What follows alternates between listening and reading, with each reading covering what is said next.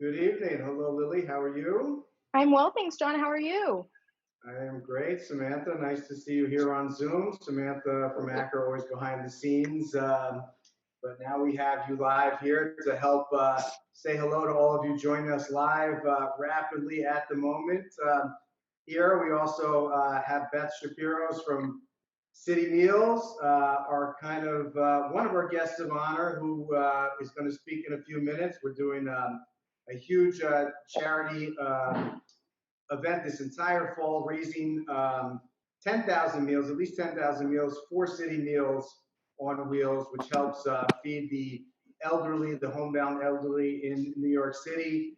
And of course, we have our second guest of honor, one of my favorite people in the entire world of food, fine dining, cuisine, anything to do with anything to eat, you name it. Chef Danielle Boulud. Chef, welcome. Thank you for being here with us. Thank you, John, and thank you, Lily and Samantha. I'm very proud to be sharing this evening with I would say, Acker team, and of course for Citymeal. And thank you, Beth, also for joining us. I have been the co-president of Citymeal on Wheels for more than 10 years, and I also have been supporting Citymeal on Wheels for more than 3 decades in New York City. And Beth will give us certainly some more insight on the impact of Citymeal in New York City. But Citymeal on Wheel, to me, has always been not only the charity I take a lot of pride to support, but also for what they have done. All the New Yorkers we feed every day, and there is 18 to 20,000 of them. Those New Yorkers were here before me in New York, and they were really, the backbone of New York City in their youth. And today they are older people. They live in the 5 boroughs of New York, and they may sometimes not have any family or any link with the outworld. And their support, their life support, their joy, and certainly their their life expectancy also is based on meals every day delivered to their home. And so I would like to leave it to Beth to give us many words about Citymeal, and then we're going to start drinking and cooking. No, John? Sounds good. I'm ready on both counts. Okay.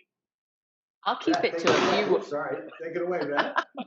I'm going to say, I'm going to keep it to a few words because I know that everyone really wants to start cooking and drinking. So thank you, Danielle. I could not ask for anyone else to introduce me. Couldn't be more proud. And really thank you to John and your Acker team for embracing Citymeals.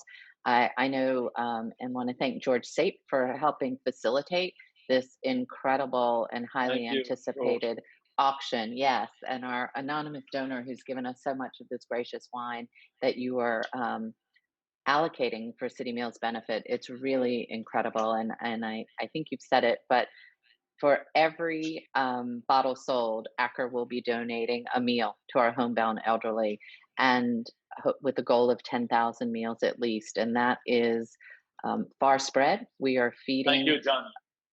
Yes, thank you. We're feeding over 18,000 homebound elderly New Yorkers across all 5 boroughs. It's about 2 million meals a year.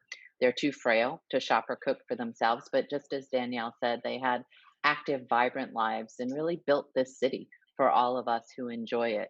We are the designated emergency responder for the city's senior population, and we've been working on the front lines nonstop since the beginning of the COVID pandemic. Actually, since early March, we've delivered over 1 million meals to older New Yorkers with the help of course, our staff and 6,000 volunteers. Danielle's been cooking meals every day to help us as well, he and his team. And I'll let him talk about that. But also, so everyone in the audience knows, and everyone who's bidding for the auction knows, that 100% of all donations to Citymeals go to meal preparation and delivery. So every penny that we get from the general public goes exactly where you want it to be, So you can look at citymeals.org to get information about volunteering, donating, or even getting meals for someone that you love and care about. And now let's talk about really great wine and really great meal. I am turning it back over to John and Danielle. Okay, well, I'm going to start with a little Thank bit you, of Beth. champagne. Thank you so much, Beth, and for the whole City Ah. Meals organization for what you do. We have a little, well, it's a Cremant de Bourgogne, Bourgogne's version of champagne. We're going to start off with this from Pierre Bouree, and I think we should toast the fact that restaurants are going to allow indoor dining very soon in New York City. I bet you're very excited about Absolutely. that. I'm cranking this one for that. You know, it's amazing because, dining at Danielle, of course, I've been there many times. I've celebrated my daughter's birthdays over the years. Every year it was a tradition, and we were there one Thanksgiving, and we do so many private dining events with you in the private room. But the restaurant, I mean, by nature, it's socially distanced anyway. Everybody has so much room, and every table's so private. It's kind of, 25%, it's like you don't even need it because you have the social distancing, but I guess we start slow. Basically, you're going to be able to park your car next to your table with 25%. That's how bad it's going to be. But what can I say? We're going to live with it and obey to the rules. Cheers. Cheers. Cheers to Acker team. And John, thank you very much for your generosity and for your support. And may we raise a lot of money at the auction for the wine. Yes, the auction's right after this, starting at 6 o'clock. I'm going to jump in the phone booth and do a Superman change and fly into the auction world. And so for people who are not connected to the auction, they should go on the Acker website. We're gonna throw the link into the chat as we get closer to 6 p.m. and you'll be able to click right over from the beautiful cooking demo that we're about to begin right into the auction room. Yep. And don't forget to check book. And don't forget, Yeah. The first collection, a portion of the proceeds is going to City Meals collection, and we're going to be doing an internet offering from that collection, and we're also doing a retail initiative. The 4 wines for tasting are all available at Acker Retail, and every bottle that's bought retail, a meal gets donated. So you can give while you get something good, like a bottle of fine wine and this delicious Cremant. Well, it's delicious, that Cremant. I like the Cremant. It's very dry. It's very it's almost when we bit crisp and refreshing light wine. In comparison to a champagne, what would be the comparison of price and champagne versus what kind of dosage the Cremant has? Well, I'm not sure about the dosage. You know, Lily, go ahead. The dosage on this is a little bit higher. I think this is closer to 8 grams. Really? It's still champagne and Pinot Noir for the most part. And this we're selling for $19.99, whereas champagne, as we all know, would be a little bit more. Yeah. And this doesn't quite have the searing acidity that champagne has. You know, it's a little more approachable. There's a fleshiness and a forwardness to it that makes it a little less bitey for some people, that the acidity of champagne can, they can feel it in the belly a little bit. This is a nice alternative as well. And so many people don't know that Burgundy can make sparkling as good as that. Correct. Yeah, I don't think the Burgundians want you to know, because they're focused on their Chardonnay and Pinot, which we're going to get into in a second. But I wanted to ask you, Danielle, you've had a super busy summer. You've had to deal with the whole crisis on the front lines. You have, the flagship restaurant many restaurants in New York, but you've been not only in New York, reopening, dealing with the outside dining, pop-ups. You have this huge new venture with Goldbelly. Every day I read something new about you in the news. So maybe you can give us a quick, and all our guests here, quick summary of what's been going on in your world. Well, we try to always stay positive and keep the news positive, even if the struggle is still a challenge, I think. But it all started 7 months ago. We closed all our restaurants. We went down from 800 employees to 8. And today we are rebuilt at more than 200 employees, and we're looking forward to keep expanding our openings. We So we started by preparing meals for the New Yorkers early on, mid-April, late April. We started to do that by reopening downtown and my commissary. And today we're still producing 6,000 meals a week for Citymeals downtown at the commissary. And Daniel, we have turned into a Daniel Boulud kitchen, which is a takeout for the New Yorker. And that is also for people who want to take the weekend package as well. So Daniel Boulud kitchen is a menu to select, and you can have it delivered in your home, or you can have it on the terrace at Daniel, which is a first as well, because Daniel never had a terrace before, a sidewalk cafe. And so that's what we do. And then we opened Bouree on the west side.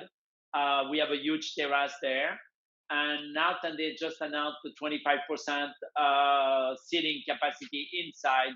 We might open Boulud Sud and run a sort of an hybrid menu between Bouree and Boulud Sud with both restaurants. So because they're, they're sibling anyway. So I think they can share for once rather than to be different. So that might be the direction for the next weeks to come when we open. But besides that, we also, Café Boulud New York went to the country in the Berkshire at the Blanc, a wonderful Relais Chateau property. So the team went there. And of course, we reopened Palm Beach, we reopened Toronto, we reopened Montreal, we reopened Singapore just lately. And we are also reopening London now next week. We are looking to see for DC when it's going to be in the fall, and maybe New York also, DB. But everything is taking one step at a time and keeping ourselves busy. And lately, we have just announced Gold Belly. So, like I said, you can have from New York City to Hawaii, from Chicago to Miami. You can have Daniel Boulud kitchen in your kitchen and have nothing to do but turn the burner on and look at it and let it warm up. Wow. So that's now Gold Belly is basically a food delivery service all over the country, right? Nationwide, yes. Nationwide, that's fantastic. And we take a lot of pride and energy and try to really engage a lot of our staff to be part of that. And so we are trying to keep bringing back more people. It has been very hard on everyone, including them. And so thank you to all my team for being behind every initiative we take. That's fantastic. And you've been really a shining light, I think, for the entire restaurant industry in New York. I know a lot of people look up to you for leadership and your perseverance and your overcoming all these obstacles. And you're a great inspiration to every chef. Yes, in all that, we also have to be sometimes politician, advocate of our profession and our industry, and try to support everyone, and really try to steer the politician to listen and understand that our entire profession is in a dire situation, and they are listening sometimes, and sometimes they still have their head in the sand, and we hope they're going to get it out so they can get the full message again. That we need help. The restaurant business needs help. And that's not just me, it's everyone in our restaurant business, from the small corner store to the big restaurants. I mean, how many people do you estimate are outside of New York City? It's like half full, basically. I think you said in an article recently. I think it's about half full, and of course, there's not the tourism coming back yet, so still a little bit of ways to go. That's a problem. Is without the offices all back in and the tourists, I think it really impacts our city here in New York. But New Yorkers are very resilient. We are patient, and we believe in our city, and we know that New York will bounce back so high that it might not be big enough to contain everything. That's great. Yeah. And all right, we're going to move on to the second wine. We have a Pernand Vergelesses 2015 because we need to get started with the cooking here soon. We have a corkscrew thing on top. Domaine Delarche, and this is an absolutely delicious white wine. Why don't you tell us about it, Lily, since you're enjoying it at the moment. So the Pernod Vergelesses, I think it's absolutely delicious for a wine. For a white Burgundy at this price point, it's really has great minerality to it, and like a little, I would assume there's a small fraction of new oak on it. So it has that kind of spicy, creamy, really delicious Chardonnay that you don't often get at this price, I think. What do you think, John? I think it's fantastic. It's super tasty. It's just delicious, so easy to drink. I mean, this is a value Burgundy, right? Maybe $30 or so, or something like that. I think it's $39.99. Right. Okay. Yeah. But it's from a riper vintage. It's 2015, so it has that a little bit of warmth to it. So it's really kind of mouth coating and beautiful with something like fish or. Yeah, what would you pair with something like this, chef? What this white Burgundy? Always ready. Voila. Ah, look at that. Voila. So I made for you a beautiful, it's a sashimi, it's a crudo, a fluke, local fluke here from Long Island, and with the first celery roots of the season and the green celery. So it's basically fluke and celery in a crudo. So there's a little bit of a sort of a cream of celery roots with it, and the little crispy celery, and some lime and olive oil, and it's very delicate, very simple. But with that wine is marvelous because the celery roots give that nuttiness, and also the richness with the cream would go so well with it. And what a beautiful dish for in between seasons. So, voila. Absolutely. Looks also, fantastic. exactly. It's a transition dish. Yeah. I should have called Gold Belly before. You have to wait a week to have it on Gold Belly, but we'll have it. So, should we start cooking, great. Chef? Yeah, let's start cooking. So. I'm gonna get. I gotta get my outfit on. I have a couple of assistants here. I'm gonna have Katerina give me my apron. I'm saying hi, Katerina. But that Pernand Vergelesses is amazing, and this will be on auction, right?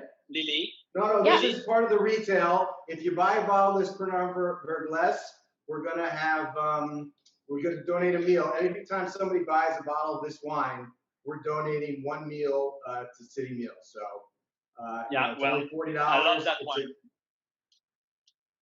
What happened to Marshall? We lost him. For the taste of this wine, it's a bargain. Yeah, it really punches above its weight class. Oh, John, what a lovely hat. Yeah, my son is too shy. He's 6 years old. He made a special Danielle hat. Hello. He's too shy to come in front of the camera. Wait, tell him and be your commis. I love that. Yeah, where did he run away? We'll try to get it. You have a grand chef hat here. Huh? You better perform like a grand chef. Well, I've been 6 months of quarantine. I've been working hard here, practicing my chefing skills. It's been one of the great things, personal developments in my life. I've cooked like 4 or 5 nights a week. I'm cooking now because I'm home, and it's something to do, and it gives me great pleasure and satisfaction. It's just a routine. So I love it. So I'm ready. I'm ready for you. So I know you have some fennels. Sometimes the fennel come with all that green on top. And here I have baby fennel, which are much smaller than the real one. Okay. But I already took the green off. So you cut the green, you cut the bottom, you clean up around. Maybe sometimes the first leaf is a little shrivels and dry. But you have your bulbs of fennel like this. And now we're gonna cut this in wedge. Okay. So to cut it in wedge, you split it in half. You split it in half like this. Half vertically from right in the middle, top to bottom. Okay. Top to bottom, okay. Voilà, Lily, under control. And then after you take that half in half again, flat on the board. And from there you make 3 wedge. So you make a wedge from top to bottom slightly without knocking your finger. And the wedge will be about, I will say, max inch to half an inch. And depends on the size of your bulbs. But to get that closer, that will be something like that, the little wedge. Okay. Okay. Comme ça, But do you peel them out? I cut it in half and then I cut it in half again. And then do I cut them again or peel them? No, you keep the bottom. You keep the bottom of the fennel bulb, so you can have something to keep it attached. All these ribs, the ribs stay attached here. You see, like that. Right. So voilà. So it's a wedge of fennel, and Lily is already advanced. She's already cooked the fennel. Well, you know, her mom was a great chef. Lily is a great chef. I am, you know, I'm a work in progress myself here. Well, John, we'll we have a viewer here who wants you to ensure you're being very careful with your knife, please. Yes.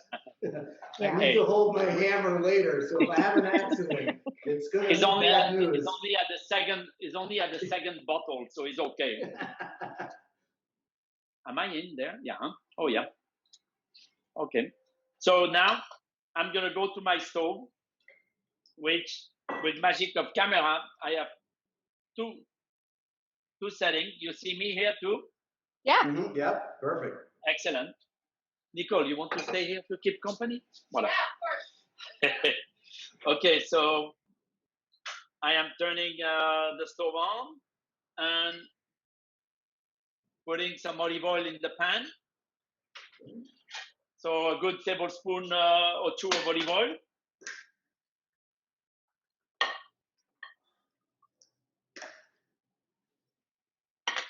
And we are putting the fennel down.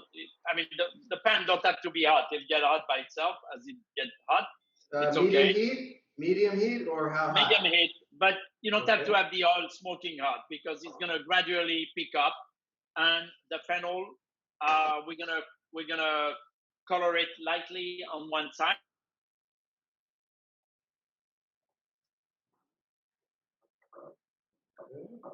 Very easy. Step one. So far, so good. Yeah, and then to that, I'm gonna add some seasoning. So, no, it's okay. I have the So salt. Now, talk to me about salt. When you add salt, because this is one of the things when I'm cooking, you know, a lot, I feel like the salt can make or break the meal, and I feel like sometimes I oversalt, but sometimes I undersalt. What's your philosophy about salt in general? Salt, to me, as a chef, you have finger and you have to know how to use your finger. Depends what you are cooking and how much salt you need. You need 2 fingers in the salt and you sprinkle, or you need 3 fingers on the salt and you sprinkle, or you need 4 fingers on the salt when you grab the salt and sprinkle. And as a chef, I have the instinct to know how many fingers I need to pick my salt with. Did you know that trick? No, yes. You cut out at the second. You said 2, 3, and 4, and then you cut out for a second. So 2 fingers for here, for example, for my fennels, I need 3 fingers of salt. So I know that with 3 fingers, whatever I'm going to contain in my 3 fingers is going to be enough. But normally, if you have a little something to season and you want to be delicate, you just take 2 fingers. I hate when people take more salt than they need to season their food. And that's how you ruin your food also. Yeah, exactly. And so now I'm putting fennel pollen. Fennel pollen is this little bud of pollen which come with the flower. When the fennel is in bloom, and that's gonna give that real nice finish of anise flavor. And I'm putting also some Espelette paper, a little bit of Espelette paper, but you can put also just ground paper, or you can put a little bit of cayenne paper, whatever you feel like. And that's going I have the fennel seed, the crushed fennel seed, because I didn't get the fennel pollen. Lily only kept it for herself, and she sabotaged me. That's so perfect. Like two fingers of the fennel, you think? Like 2 fingers of the fennel? Good? Yeah, and you can do it on both sides after. So as you see, the fennel is cooking nicely. So I let it cook. You don't have to rush it. It can be on medium heat. You don't have to be, the olive oil don't have to be smoking hot at all. What you want is this balance between the heat and the thickness of the fennel, and the fennel remain moist, and the moisture in the fennel keep nourishing the oil without getting too hot and smoky, and it will lightly color as the sugar is going to come out of the vegetable and sort of almost give a little bit of caramelization. So I let that cook for a little, and then I am bringing now. Do you have a second pan? I think you have a second pan. So yeah, I have a second pan. Absolutely. Yeah. So we're gonna start the magret of duck. So the magret of duck, same thing. You can preheat the pan a little bit. Are we scoring the duck, chef? Yes. So Okay. what is a magret of duck? We all know that it's a duck breast of the bone. And I have taken the little nerve underneath near the meat, where there is a little bit of a skin, a silver skin here. And it's good to pass the knife underneath and kind of peel that little silver skin underneath, if you have it. And if you have too much excess of fat around, you can trim it round and nice and clear like this. And you keep your magret. The piece that's a little, like, has a little bloody, it's like the skin goes over that side, right? Yes, voila. It has a little silver skin by the wing side of it. Okay, got it. And then the duck gets seasoned with salt. So I'll go 3 finger. Now that we're counting. I like that. This is good. Now, this is how I need to think, you know. The fingers is much better. Full into the salt. It's just dipping your finger and taking the tip of your finger with a little bit of salt in your 3 finger. And then you season both sides like this. We're going to score the duck. So scoring the duck, skin side up, lower a little bit. So keep your fennel at medium low, the fennel. Are you okay, John? Your fennel is not burning or smoking? No, I mean, Yeah, it's check your pan. It's roasting gently. Yeah, it's roasting gently. Yeah, you want to hear the music without the smoke. I'm still working on my second piece of duck here, though. Hold on. This is the first time. You know, this is the first time I've ever cooked duck. I'm hoping when I serve it to my family, they don't say, "What's a duck?" Here. Well, you know, it's very simple to cook a magret of duck, much easier than a whole duck, for sure. And you have consistency in terms of the cuisson and all that, so that'll be nice. So now we're going to run the blade of the knife. Right? Yeah, go ahead. Put a little bit of salt on the breast side. Yeah. And then turn the skin. And now you're going to run diagonally the blade every half inch. You run. Have a sharp knife, but what I use is also a little scalpel.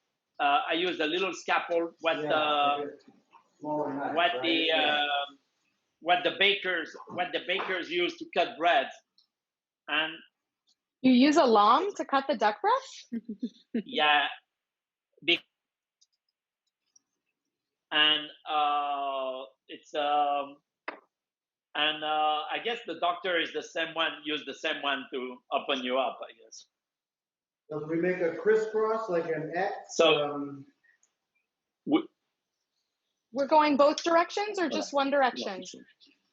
Both. So you do a nice, no, the camera is on the left side. There it is. You see? That's great. It has a nice losange finish. So if your knife is very sharp, it's good, but because my... And why do I do that? Okay, it might make it pretty. So you do a crisscross every 3/4 of an inch or half an inch. And so that gives you a nice quadrillage of cut. But also what's important is gonna help the fat melt through it. Chef, is this okay? Comme ça, perfect. And you don't go through the meat, you just stay on the skin. Voila. Perfect, okay, it is seasoned. Now we finish the seasoning with also sumac on both sides. Both sides. So Yeah, so A the little sumac salt, I'm the salt using, on both sides also, right? yes, and also Espelette paper on both sides. Okay. Chef, we have So people wondering if there's a substitute for sumac if you don't have it in your kitchen. you can use paprika if you like, but sumac has nothing to do with paprika. Sumac is a bush. It comes from the bushes, and it really it's almost like a berry, but a dry berry, and it's not a berry, but it's a bundle of little tiny berries, and we usually get it and dry it and then sift it. So my sumac come from a forager we have, Tama, who is a Japanese forager, and the sumac come from New Jersey. So sumac can come from many parts, like we know in the Middle Eastern cuisine, Turkish, Lebanese, and all that, and they use a lot of sumac as well. But this one is local. It grows Lily all over assures New me York. that, Yeah, Lily and assures me we could forage in my backyard for it. exactly. So let it dry, and then after, pull all the little red sort of buds out of it, and then sift it and make a powder. And then, of course, everything is seasonal because the fig just started in season. The fennel is also starting to be wonderful because it's mostly a winter vegetable, more fall winter. The fennel and the fig and the sumac, who has been freshly picked and dried. Voila. Plus the sumac, you can have it for 5 years. Not really, but a couple of years. Okay, so I have my pan here. I'm gonna turn on the pan. This one is off. Medium heat again. Why this one is not working? No, c'est bon. Yeah, like this. Okay. C'est bon? So kind of, Lily, I'm just gonna sprinkle both sides with the sumac and sprinkle with the pepper, kind of. You're on top of it, John. Finger. I got my Two fingers. finger karate chef style. Yeah, we're not going to mention the guy that does it like this, but that's okay. Oh yeah, that guy. Yeah, no. No. Chef, for But the pan for the duck, heat? medium heat, or you want medium low for the render? For the duck. So you can put fat, or you don't have to put fat. I put basically very little fat in the pan, and you can put high heat also, and you run the breast in the pan like this quickly, so you have a minimal fat because the duck's gonna render anyway, and you put high heat to start, and then as it's gonna and we let it on the skin only, huh? On the skin, so I could use a little olive oil. I don't have fat, so I use olive oil or butter. The duck will you can put immediately olive oil. give fat, but you could just a tiny bit of oil, John. Yeah, you put a touch of oil, and let the duck roast and melt its fat and crisp its skin. The most important is to get the duck as cooked as long as possible on the skin. I'm putting the fat side down, right, Chef? Yes. Yeah. Okay. So now I am turning the fennel. I am turning the fennel in my pan. So your fennel should have a light color, not too much, but a little bit, and it should be almost halfway cooked. Is that okay? Is that what you have there? Yeah. Yep. That's good. So you see. All right. Voila. So that is good. Are we good? Do we need to open a bottle of wine now? Should we open a bottle of Burgundy?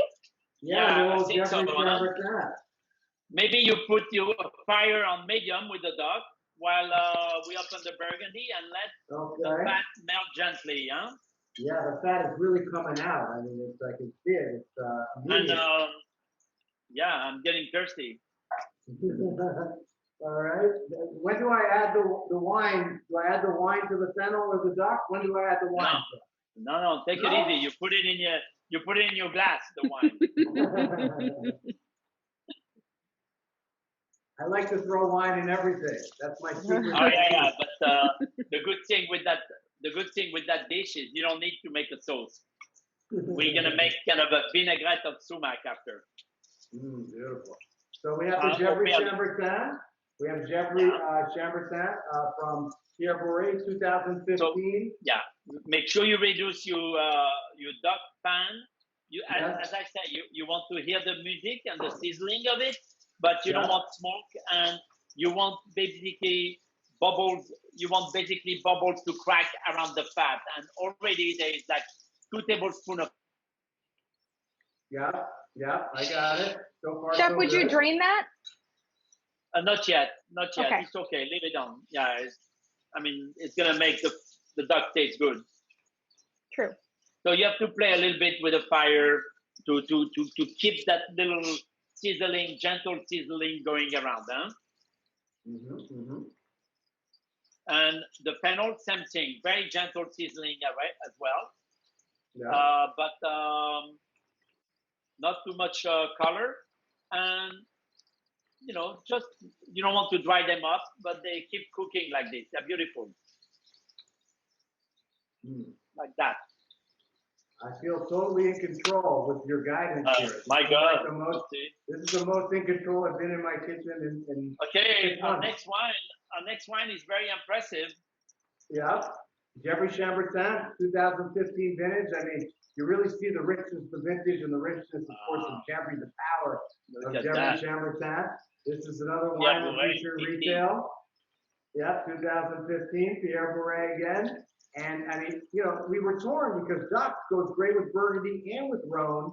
And you thought this dish was a little better with the Rhone, so we figured we'd do the Burgundy, while we're cooking, and then we'll have the Rhone when we're eating. I have something with that Burgundy, and Lily, you're gonna talk about the wine. But for me, Burgundy often is about delicate flavor, and here I have a local tuna. It's it's a Montauk tuna, and is roasted with a little bit of hot pepper, but barely, and also cocoa beans, and the cocoa and sweet pepper with it, and mix of peppers and cocoa beans, and this is very delicate because it's a dish we can go perfectly with a Pinot Noir, or also with a white wine.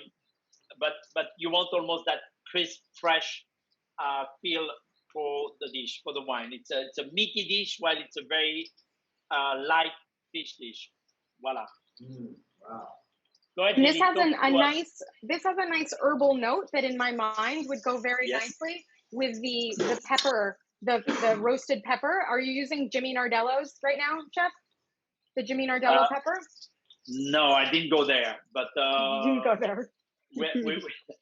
we're using different peppers. We have a wonderful farmer called Tim Stock, and he has Ackerton farm as hundreds of peppers sometimes. I mean, he has tomatoes and peppers, and he has the most beautiful peppers. So we are using his peppers right now. I shop at Ackerton we may have weekly. that pepper then. We may have that pepper, you say. I'm sorry to be ignorant on my peppers. I'm here Chef, for wine knowledge. Which is the farm? What's the farm? We have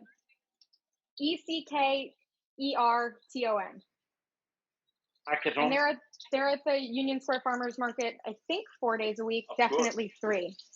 Absolutely, and you live next door to the Union Square Market, so that's why I live here, so I can shop. That's my supermarket. Cheers to that. So talk to me, Lily. Talk to us about the wine. So I think this wine, especially a little bit chilled from the refrigerator, so I took it out so it was a little bit colder, with something like a seared tuna that has that kind of herbal, he said it was just a touch spicy, but that herbal pepper flavor. This has quite a nice meatiness and rusticity to it, but it's really delicious, and it has great acidity despite being from a warmer vintage. It's 2015.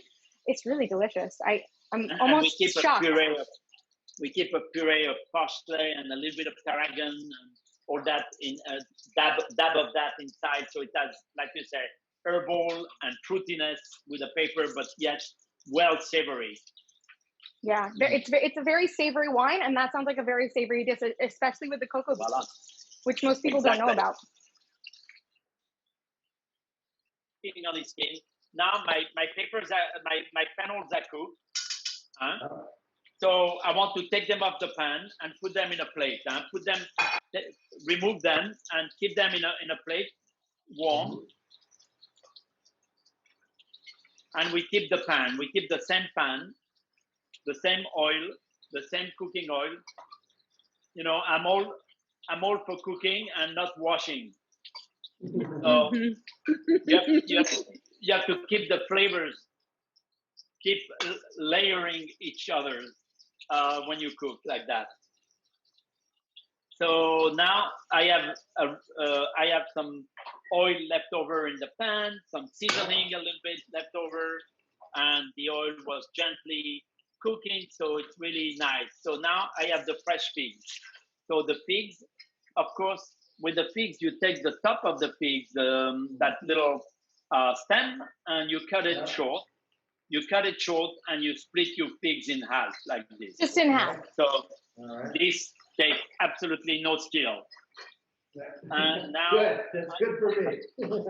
okay, and now you take your split figs and you put them into the pan of the funnel, but at the same time you keep the heat medium, because you don't want to. We need to cook them, to roast them, but we don't need to burn them. So medium. Which side do you put down? Do you put the skin side down or the meat side down? The cut size down. Okay. Yeah, the meat side. And you put the meat of the fig. Yes. Okay. Absolutely. How many figs total? As much as you love it. I mean, I'm putting plenty. Chef, someone has asked if you prefer cooking on an induction or a gas range. Well, in this kitchen, this is our test kitchen here at Restaurant Daniel, and we only have electric, no gas. So I am cooking electric, and I'm cooking on induction with electric, but I like also radiant. I like gas. It has its purpose, and it definitely has its virtue. But so you must have a lot of fat in the pan with the duck. I do. Oh, yeah. So if you want, we can now remove. You take a little bowl, you take any bowls or whatever, and you carefully bring down the magret on the edge of your pan, and you hold them together, and you take the fat out of it, like that, and you bring them back to the fire.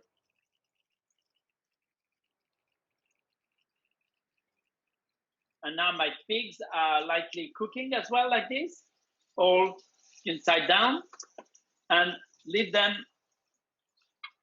You see, they're very nice like that. How does your pan look, John? John, can we see inside your pan? So the figs are, wow, superb, yeah? Are they cooking? Yeah, do you think that they are cooking?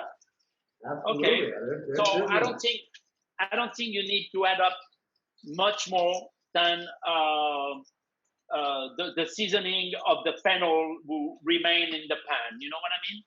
Okay. Yeah. You don't have to add any salt or seasoning because the oil was seasoned from the fennel and all that. And the magret, they keep sort of roasting with no fat now. And you keep going there. So we are basically halfway cooked with the magret. We can flip it or still skin side down. We don't flip it yet. The duck. No. Okay. But at the same time, take your time. The figs. Now we are halfway. They are halfway cooked now. So hold on 1 second. So the induction is very important to understand the graduation with it and what 8 means versus 6 versus 4. And I would say then it's at 5 you are really on medium heat, 5 to 6 and 8. So here I give it a kick now to the pig a little bit to have a little bit more heat. And make sure that they don't stick, but yet are halfway cooked. And I have vinegar called a balsamic fig a very old balsamic because so now I'm turning my duck. Are you too? Yeah. Okay. Flip the duck? Turn the duck Okay. and let it cook on the flesh now. And you can see the skin is really, really crispy. Nice. Perfect, yeah. All right. Like that, voila. Beautiful. Feeling good, I'm feeling good. Nice, Lil. The pigs, Done. you balsamic vinegar, pour the vinegar over the pig and let the vinegar evaporate and kind of candy the pig a little bit because the vinegar has a little bit of sugar, and you let the vinegar evaporate a little bit.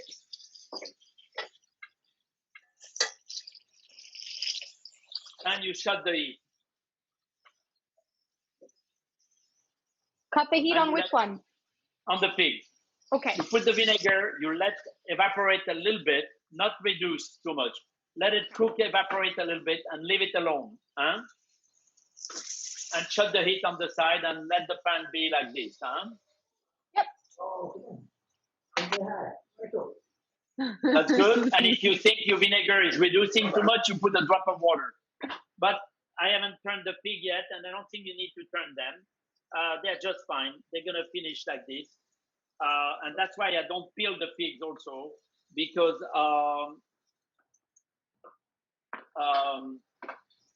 you want the skin to hold the pig together. Just going to say this is our 10-minute warning. Okay, so why don't we open the Côte du Rhône? Huh? I think that's a good idea, and then we can press on the duck. And I would suggest that now you reduce a little bit the heat, and you put either you put a plate or something on top of your pan. You have a cover here. I have a cover here. The cover for the duck. Just put it lightly over like this, so the steam come out, and you don't take the crisp away, but you reduce a little bit the heat on the duck, and you put it at low now, so it's gonna. So now the heat's gonna go gently inside, and what I like is to press a little bit with the cover, smaller than the duck. I like to press lightly the duck, so it get a nice sear on the other side, but also by lowering the heat, it's gonna gradually now finish the cuisson. Huh? And you don't want to cover it completely because you made it crispy for once. You don't want to do it twice again. No, you don't want to steam it. But you know, those tricks are kind of a little chefy thing, so you have to be a little bit under control with that. So Côte du Rhône, what are we doing, John? Are we opening a Côte du Rhône soon? Shutting up the pop. My hands are full. I'm holding. Do I just leave it, or do I have to press it? You can leave it, John. Okay. And the figs, keep cooking the figs. No, turn the heat off on the figs. Okay, good. Yeah. Put the figs on the side of the stove. Yeah. Okay, perfect. So we have Chateauneuf de Pape, Bois Renard from Bourgogne, 2014. And this, I had a sip before. This is going to be perfect with the duck. You were right, Danielle. This is like a great marriage. I can tell with the figs, the sweetness of the figs. You want like this rich, sweet wine like Chateauneuf de Pape. Of course, it finishes dryly, but I think you were right on with the pairing here. Absolutely. Plus, with the flavor of the pig and the fennel, we're in Provence, so that's perfect. Yeah, this is really good. This is a good Chateauneuf. I haven't had this produced in a while. Biodynamic wine made with organic grapes, certified by Eco-Fair. Okay, shut your duck now. Shut the duck. Let it rest. That's shut the duck and turn off the stove, right? We transfer it to a plate? Depends how the cuisson is. For me, it's good. Yeah, I can transfer it now. Yeah. So put it into a plate. And we have the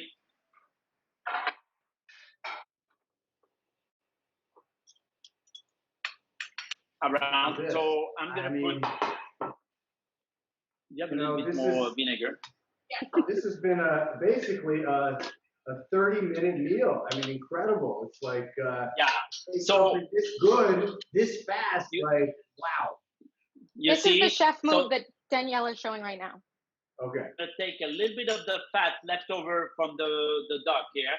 You know, whatever melt again from the, you know, we clear the fat and all that, and you're gonna pour it over the figs. Pour that fat over the figs. And we're gonna put that beautiful Chateauneuf du Pape. We're gonna put like 2 tablespoons of it inside, like this. Et voilà la sauce. See, I knew you had to put the wine in something. I knew it. So we use the duck fat. We use so it's kind of a broken vinaigrette a little bit. And I'm adding up a little bit more sumac and a little bit more fennel pollen to that. And so that's now a nice little coating sauce with that. Okay? Let's go. Now we have to plate. Okay, yeah, the people need their food, mainly meat. I'm hungry. So the Chateauneuf du Pape, Lily, can you give us a little run on this one? So I think why you picked this wine to go with this dish is notoriously in Chateauneuf du Pape, there's the concept of garrigue, and that kind of fennel and thyme and spices and floral aromatics. And from the figs and the fennel all through the dish, it's kind of a perfect marriage between the two. I had to reduce my sauce a little bit more, but I think this wine, John did mention that it does have a bit of a sweet kind of front palate, but it is delicious and it is super dry. So with the fennel, I think it's going to be perfect. Perfect. So before we cut the duck, if you have any extra fennel, and if you don't, I forgot to tell you to do a little bit of shaving before you do the splitting of the fennel. But here I'm gonna take the bulbs of fennel, the extra bulbs I have, or any piece of fennel you have, and with my mandolin, one, or you can do it by knife. And I'm gonna shave a little bit of the fennel like that. A little bit part of the bulbs. You can almost make like a little fennel salad, huh? Onto the duck? No, and this, if you do it in advance, you put it in ice water, and that make it very crisp. If you do it last minute, you don't really have to, because it's crisp enough by just being freshly sliced like that. Now, I don't have a mandolin, but I have a peeler. It's working. Congratulations, John. Okay, we're gonna have to slice the duck.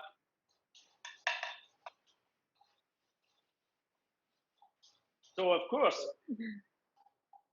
if you are only 2 people eating those maigret, you could put the 2 maigret on the plate, and the party is done. You know, you can have each a maigret.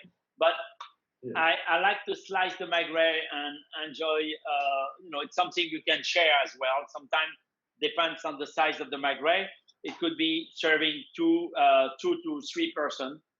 Now, the duck maigret comes from D'Artagnan. D'Artagnan is my purveyor of fine food for the last 27 years of Daniel, and even before that. And Ariane Daguin, the owner of D'Artagnan, is a good friend, but also a lady who is passionate about finding the best ingredient and all her poultry and meat and things she sells is really, really beautiful. So thank you, Ariane, for the duck. How thick are we slicing here, chef? About half an inch thick, like this. At a bias? On a bias? Yeah, a little bit on the bias. Okay. So as you can see, this is a perfect pink kind of duck. Voila! Oh my God, Lily, you're better than me. I've maybe done this before, unlike John. We'll see how John does. Mine's a little touch. It's kind of thinking. You know, hold on. I think once I got in the middle here, look at that, huh? Hold on. I am making 4 slices. That's enough. Great. No trimming, nothing. Nice, John. Yeah, John is a Hold star. on. I need some confirmation. How's my, look at that, chef, huh? Is mine nice and pink? Look Oh, at that. beautiful, beautiful. Ah. I think you could have lose a little bit more fat on the skin side, but that's okay. Fat is flavor, so it's okay. So now I am just placing, no, not yet, Nicole, let me do it. I am placing the fennel all around, and as you wish to put it.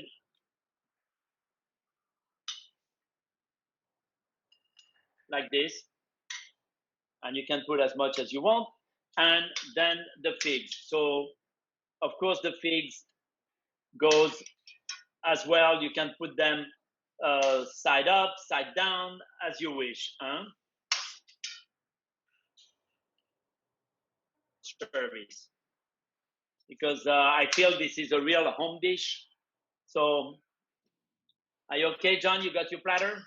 I just finished cutting my duck. Now I have my serving plate, so I'm catching up a little bit. Yeah. Okay. So I put the duck. Excellent. I put the duck in the middle of the plate on one of the sides. How should I plate it? Anywhere you want. Okay.